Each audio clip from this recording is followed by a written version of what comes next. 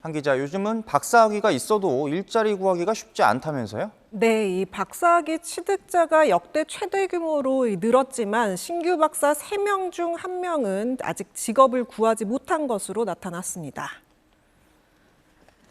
지난해 졸업한 약 1,500명 가운데 취업한 사람은 67%, 반대로 직업이 없는 사람은 33%였는데요.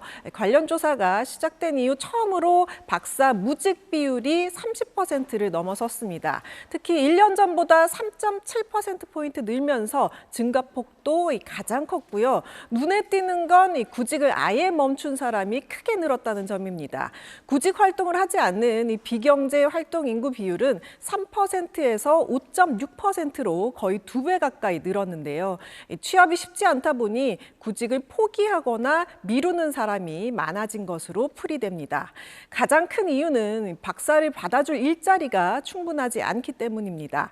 박사들이 가장 많이 진출하는 대학은 학생 수가 줄면서 전임 교원은 줄이고 시간 강사 같은 비전임 교원은 늘리는 추세인데요. 정부 출연 연구기관이나 대기업 연구개발 분야도 신규 박사를 흡수할 만큼 일자리가 빠르게 늘지 못하고 있습니다. 결국 박사를 배출하는 속도보다 양질의 일자리가 만들어지는 속도가 더 느린 구조적인 문제가 이번 통계에서 그대로 드러났습니다. 네, 청년 취업 문제가 아주 심각하네요. 네, 그렇습니다. 근데 30세 미만 무직 박사 비율이 51.1%로 절반이 넘는데요. 역대 최고 수준을 기록했습니다.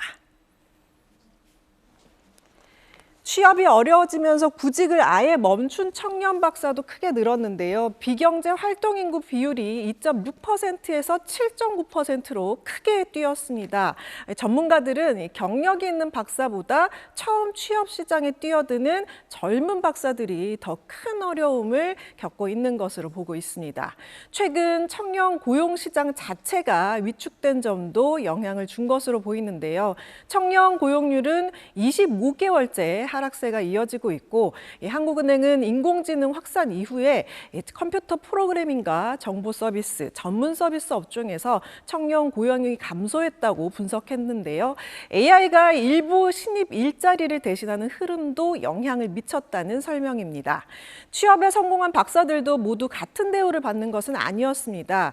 전공별로 경영, 행정, 법 쪽에서는 연봉 1억 원 이상 비중이 29.8%로 가장 높았지만 예술과 인문학은 3.7%에 그쳤습니다. 성별 격차도 있었는데요. 무직 비율은 여성이 남성보다 높았고 연봉 1억 원 이상 비중은 남성이 여성보다 2배 이상 높았습니다.